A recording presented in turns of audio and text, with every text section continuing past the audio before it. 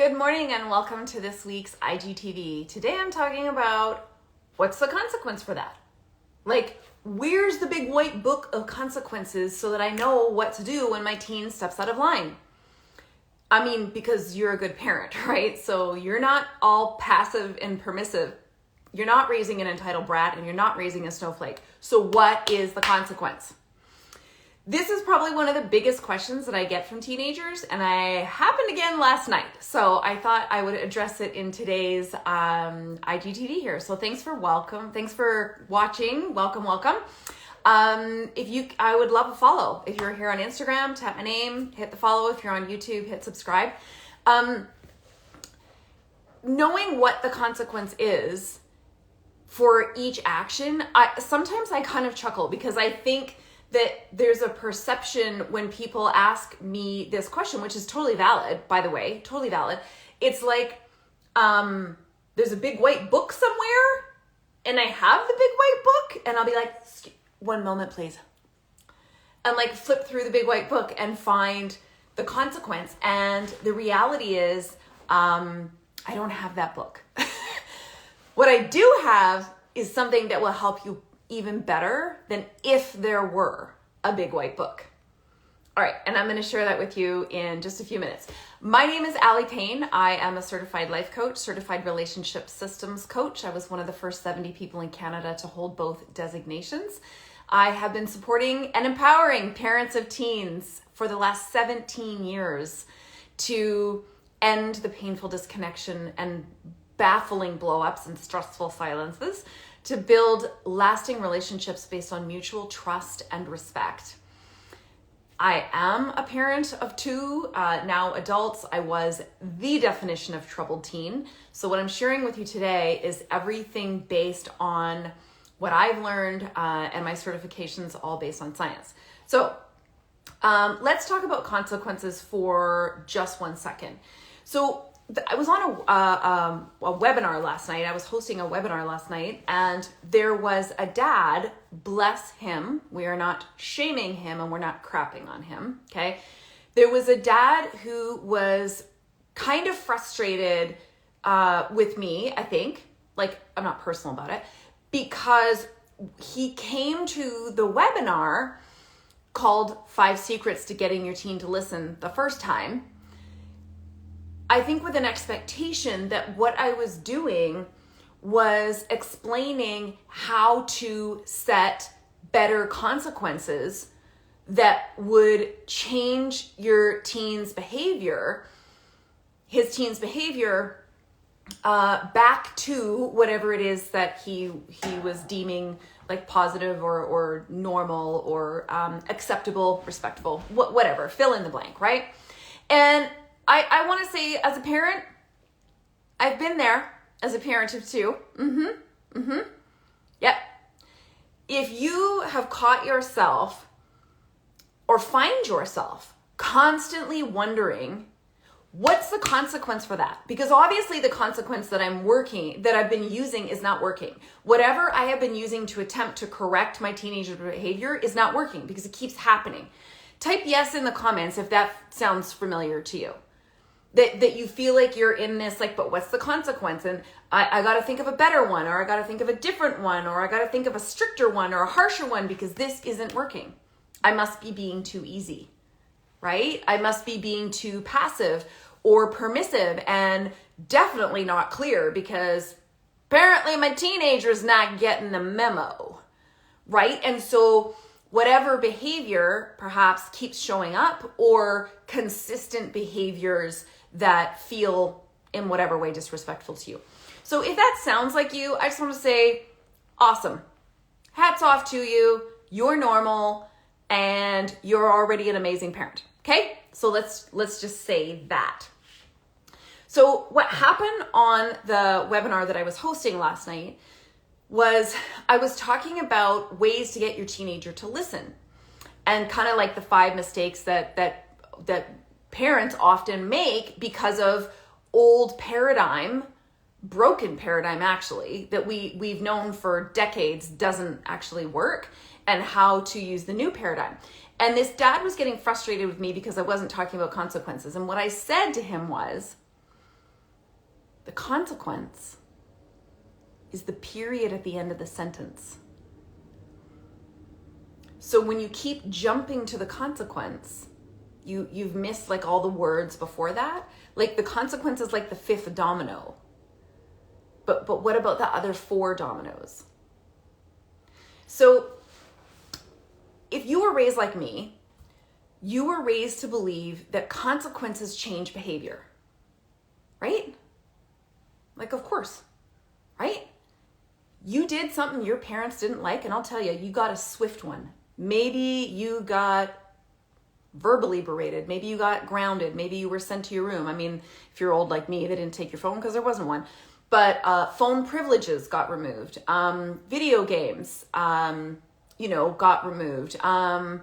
Social outings removed.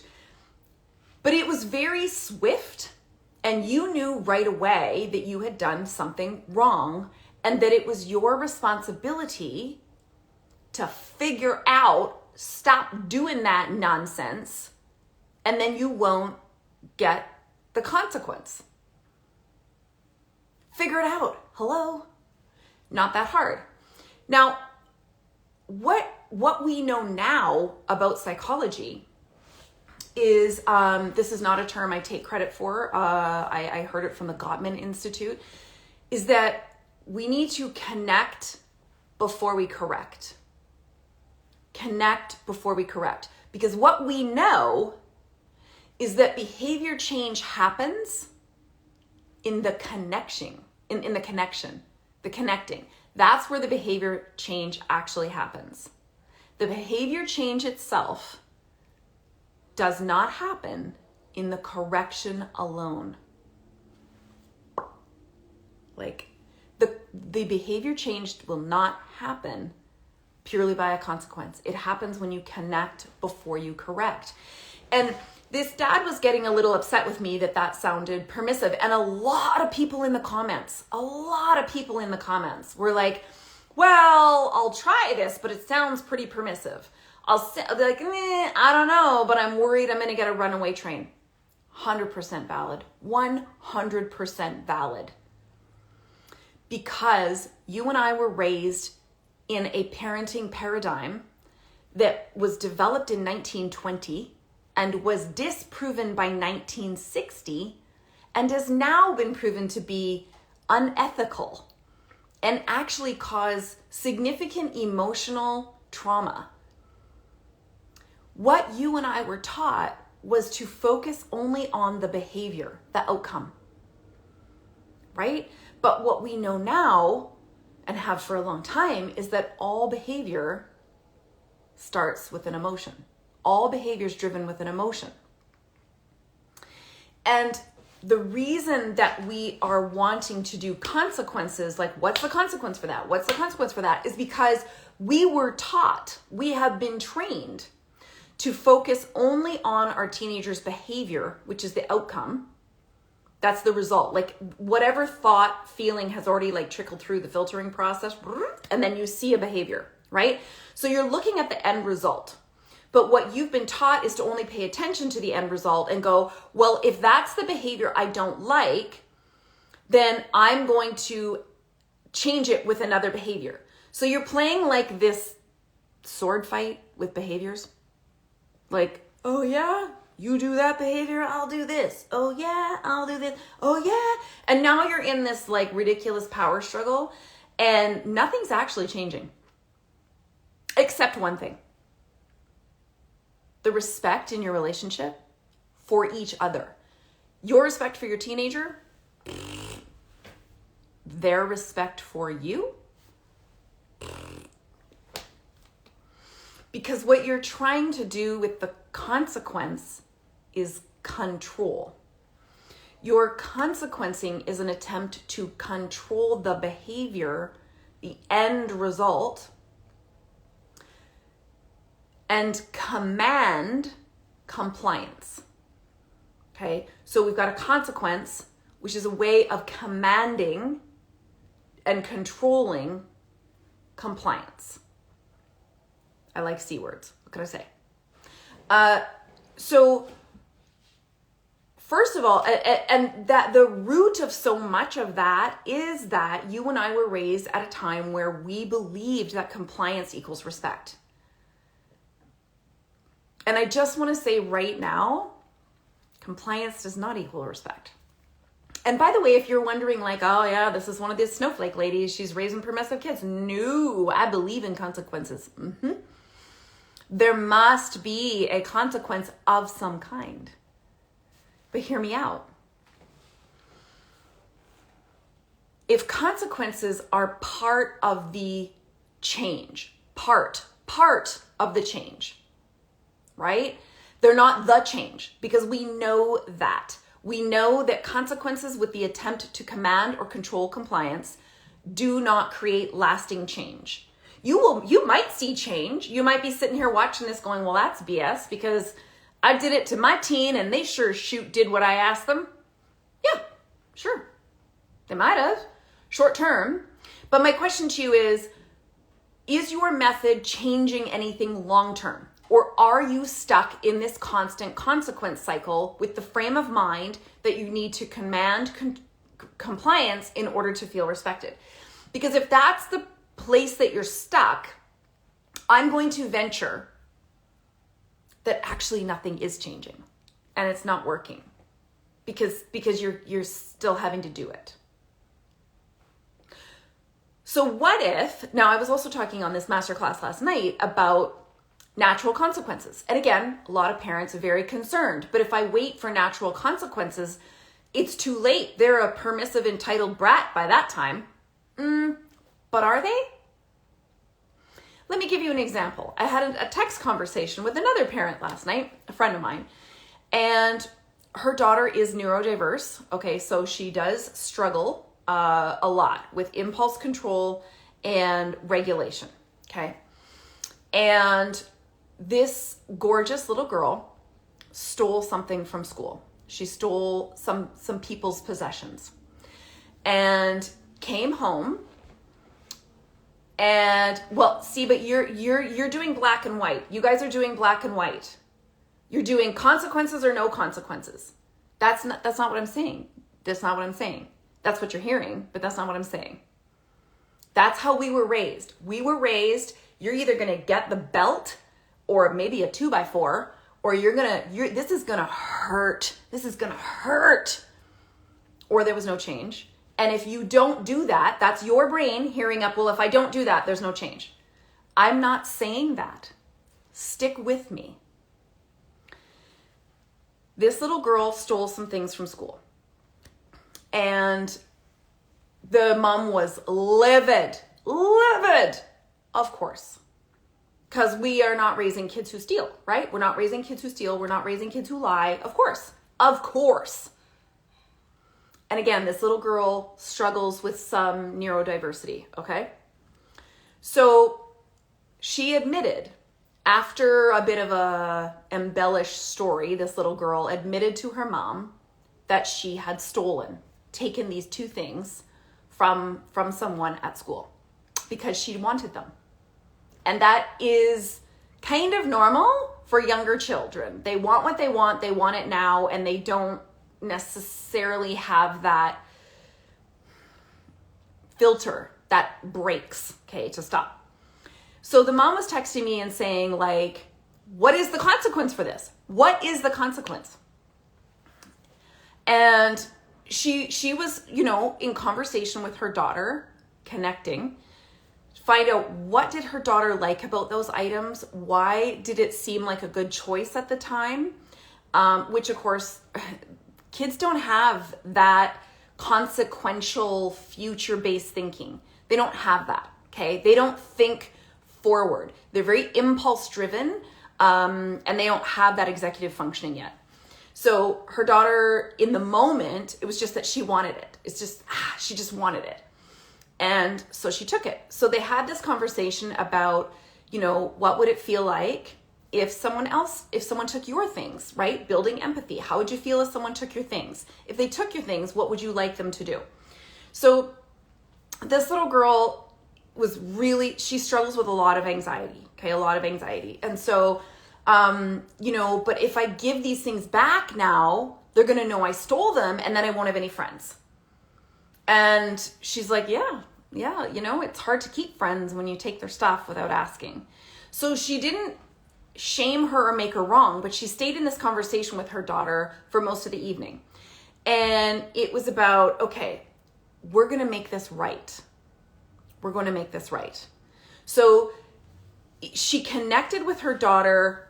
She freaked out with me, which was appropriate, but not on her daughter. Got it?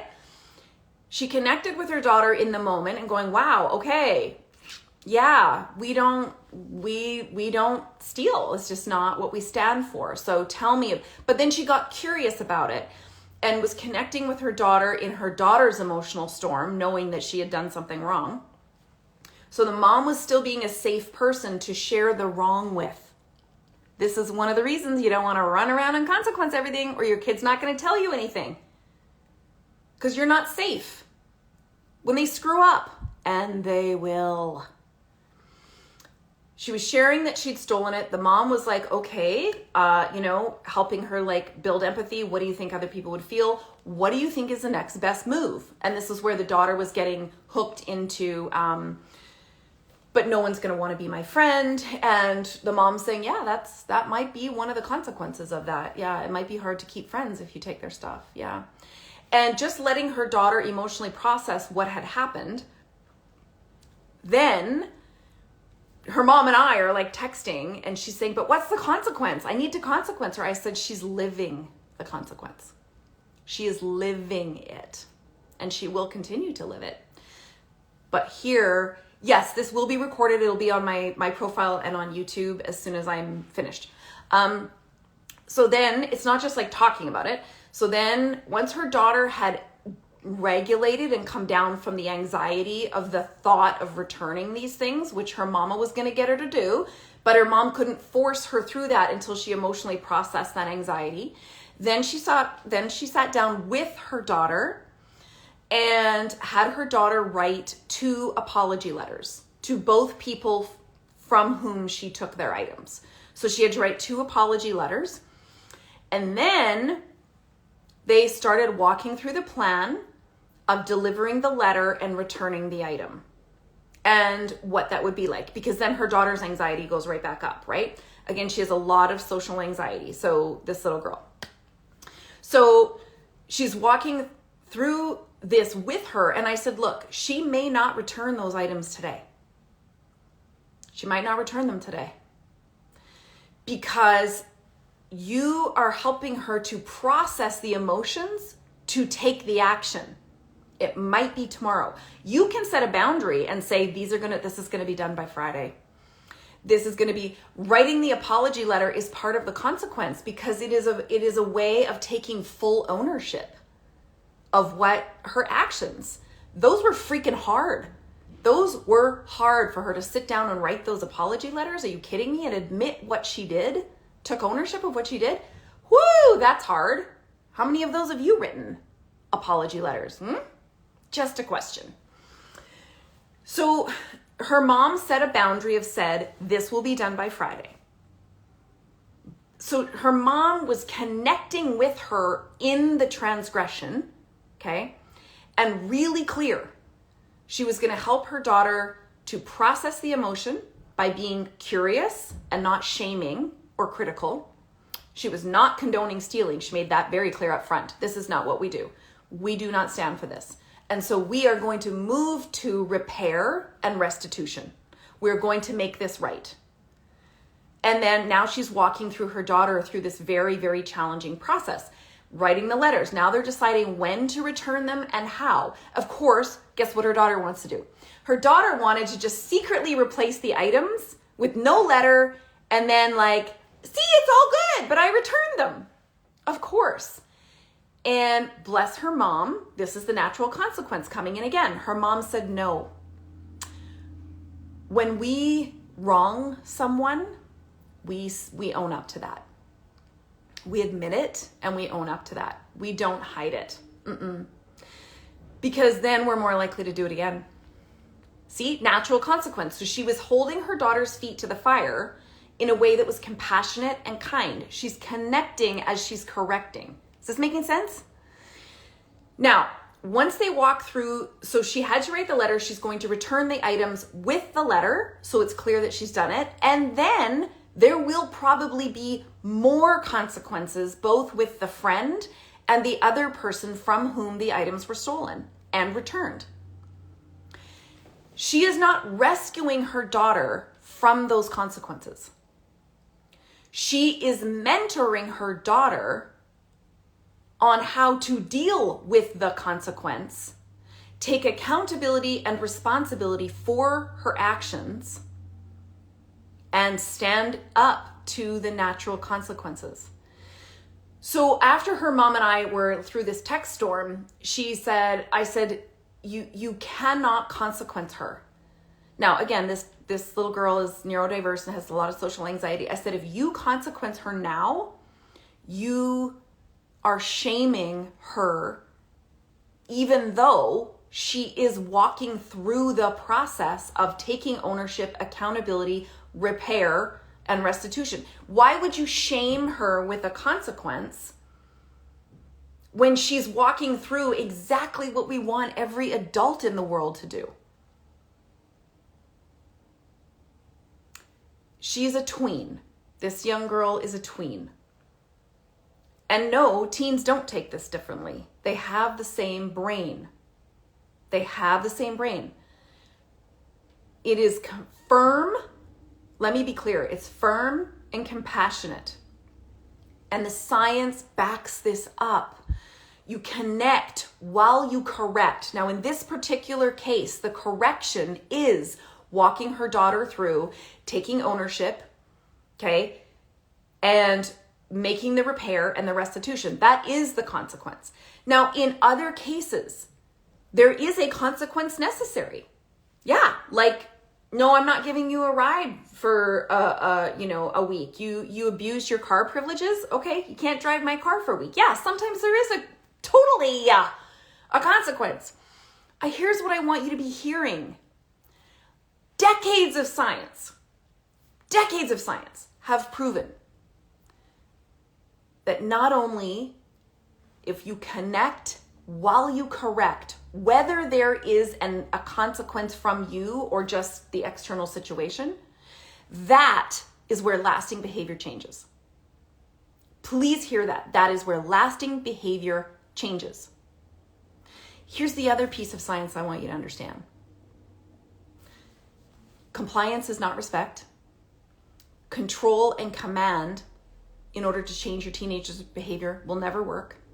And in fact, if you actually understand what a boundary is, because you and I were not raised to know what an actual boundary is, we have a very, very distorted view of what boundaries are. I promise you, because I teach this all the time. When you understand what a boundary actually is, and the word for word script of how to implement and use it, you will be the first person not asking, what's the consequence for this? You won't need consequences. You don't need as many consequences when you understand that's not where the behavior changes. You're 5 dominoes down the line. Understanding boundaries, how to use them, how to state them, how to hold them, that is where behavior changes. Why? Because boundaries, as they are intended and scientifically defined, boundaries operate at the emotional level where behavior starts, not the consequence, which is trying to change an outcome that has already happened. Here's what I want you, the option to take a phone as child away that's coercion. You look up the definition of coercion. That is removing something of importance, significance to someone in order to elicit fear or pain such that they behave in the way that you want them to. That's coercion. Taking the phone is coercion. That is not a boundary. And it's certainly not a consequence. It's not one that's going to work because it's not a consequence. Boundaries connect at the emotional level where behavior starts.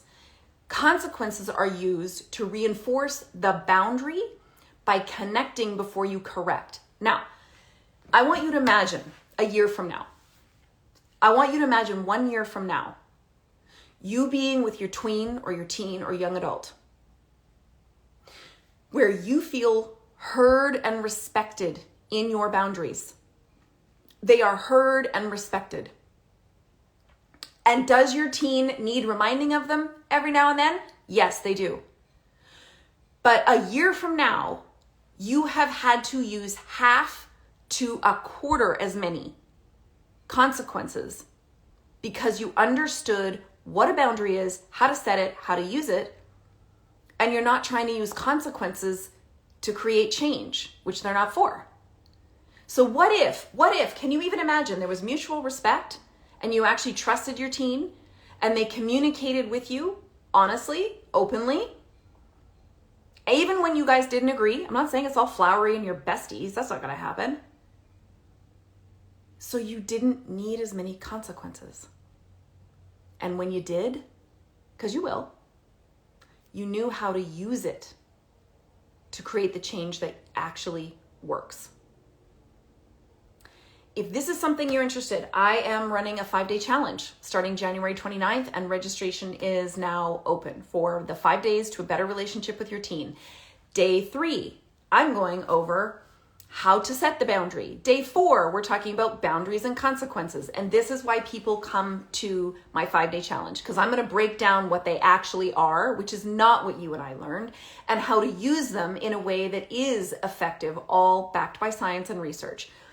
And I understand your fear that this is going to feel permissive. I get it. I have thousands of parents who have taken this program who write the most unbelievable things, saying that they can't believe how their entire household has changed. Their entire relationship with their teen is less stressful. There's less resentment. There's less conflict. They're communicating better, and there's more trust and respect because of taking this program. It starts January 29th. It is $25. It's a no-brainer, $25. You have absolutely nothing to lose and everything to gain. If you want to join me in the 5-day challenge, you can either type challenge below this video once I get it posted, or you can tap on my name and then there's a link in my profile. You can get there, or you can go to my website, alypain.com, ALYPAIN.com. There's a big pink banner right at the top, and grab your seat in the 5-day challenge starting January 29th. All the information is on that page. It's $25. Did I mention that? There is no reason for you not to take this program. You deserve it, your teenager deserves it, and your relationship with your teen needs this. Thank you so much for being here today. I look forward to seeing you in the 5-day challenge. I'm going to go check how many of you are going to say hi to me from there. I'll see you next week. Bye.